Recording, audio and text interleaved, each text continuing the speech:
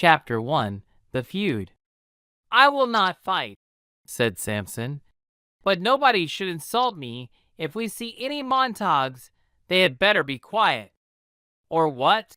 asked Gregory. "I'll kill them all." "All?" Gregory stopped walking and looked at his friend. "Every one of them," said Samson. "If they are Montagues, then I'll fight them if they say something to me." They began to walk on toward the square.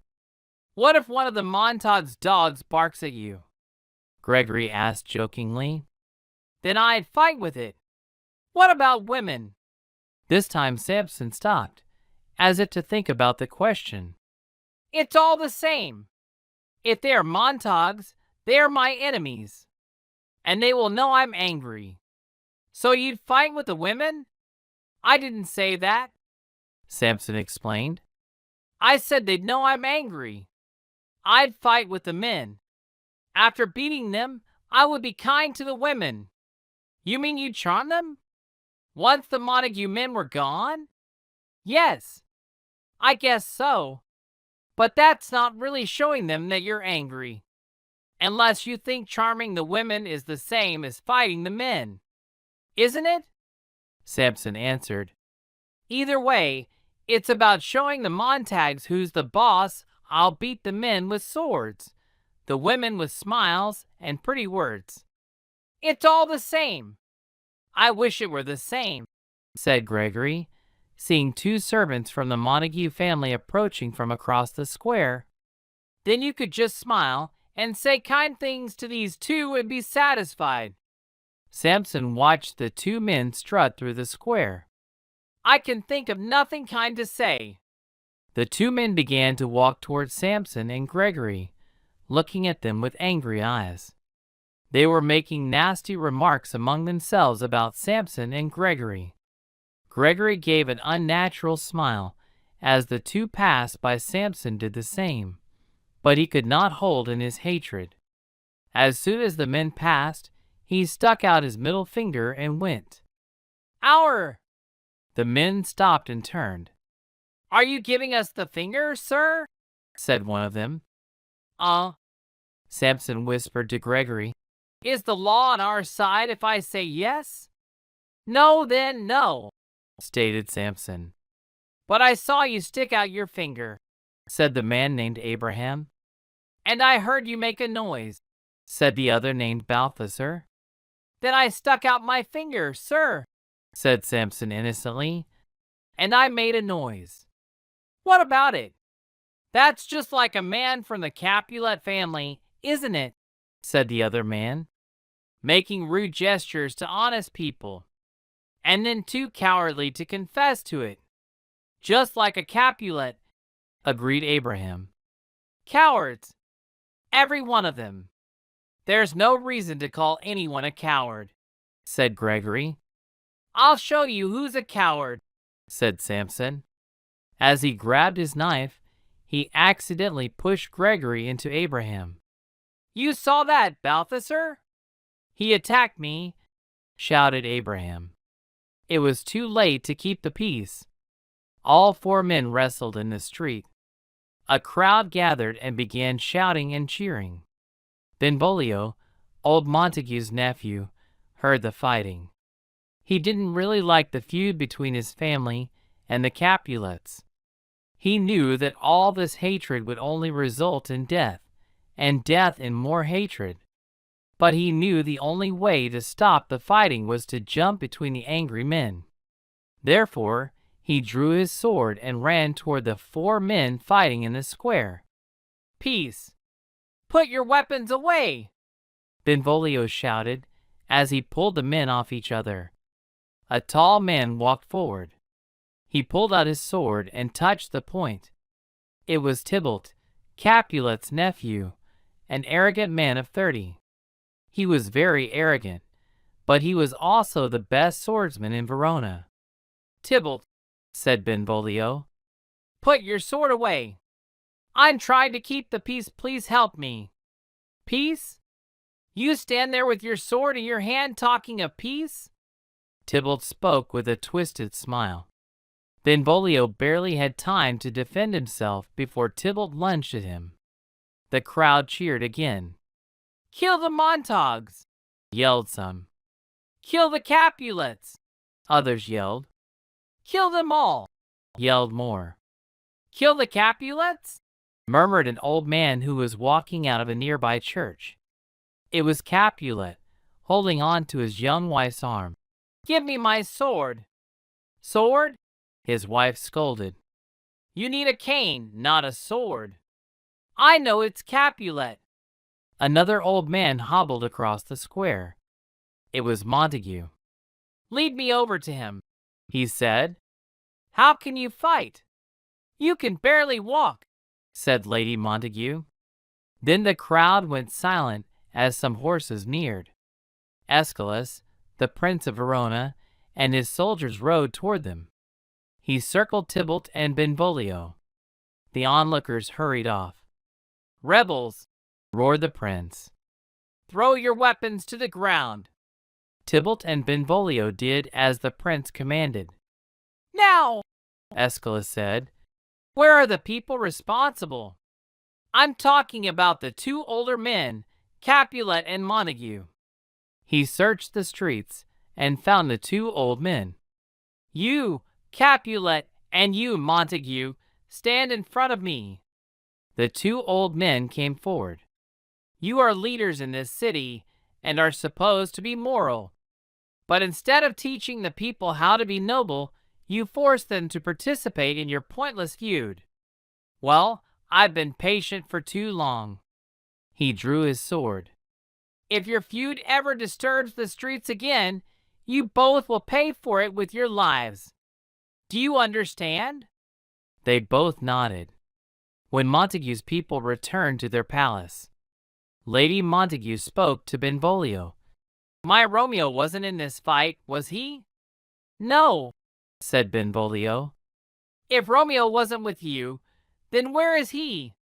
"The last time I saw him, madam, was this morning. He was lying on the garden wall, and he looked so sad." "Oh, my poor Romeo!" Lady Montague clasped her hands. "Do you know why?" "No, madam. I went over to him, but he ran away. I also have seen him in the garden looking sad. I've asked him why, but he said nothing to me."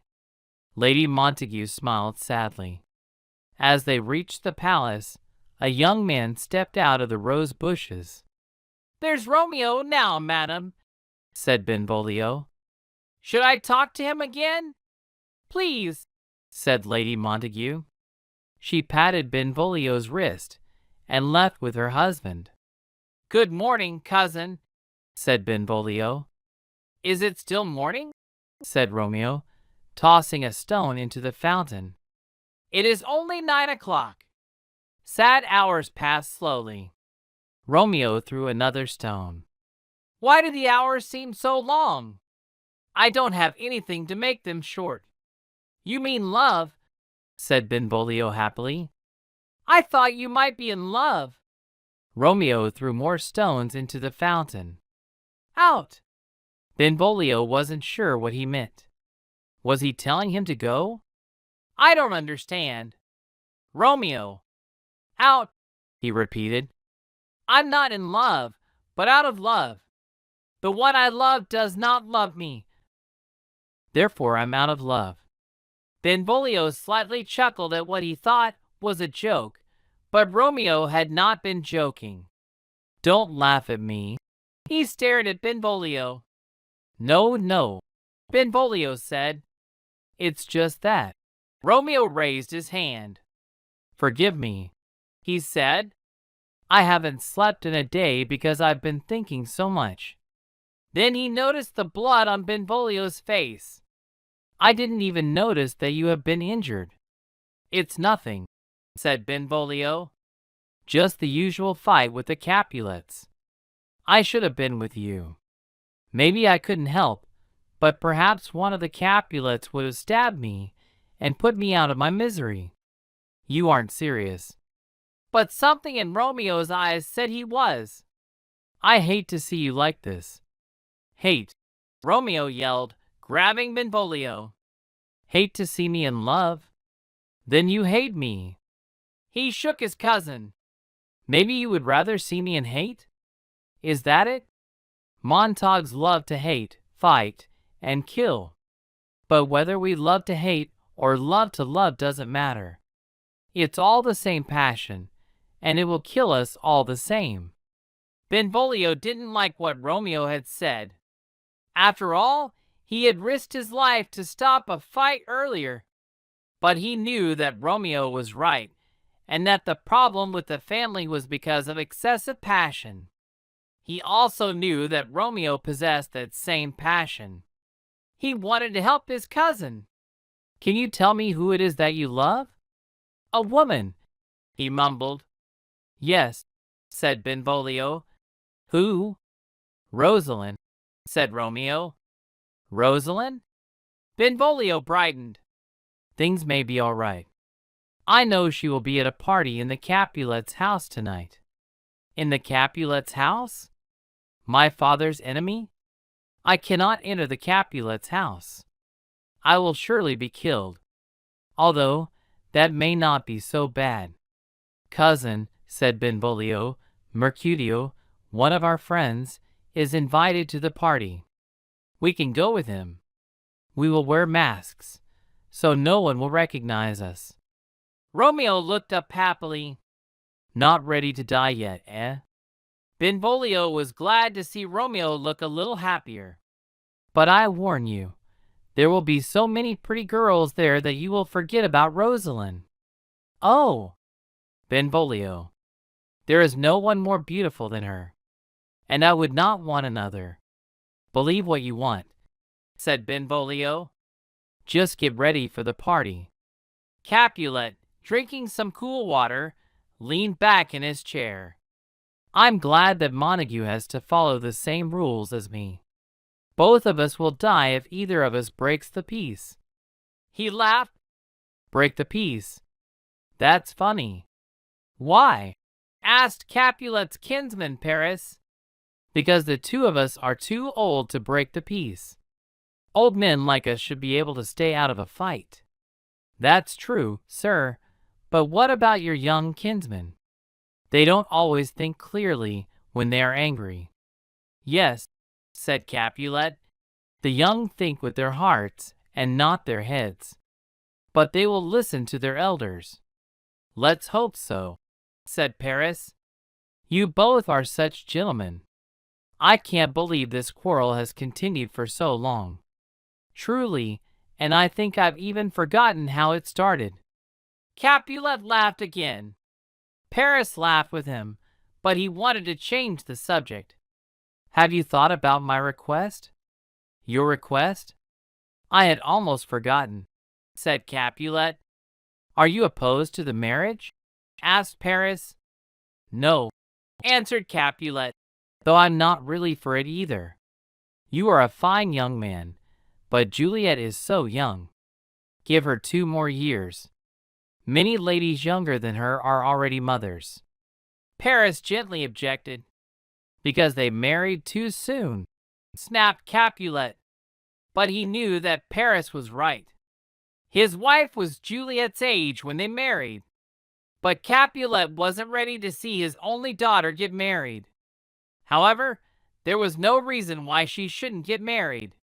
After all, she couldn't stay his little girl forever. I think I have upset you, said Paris. You are her father, and you know what is best for her. Wait, said Capulet. Paris stopped. I will agree to the marriage, said Capulet, but the final decision is hers. Come to the party tonight.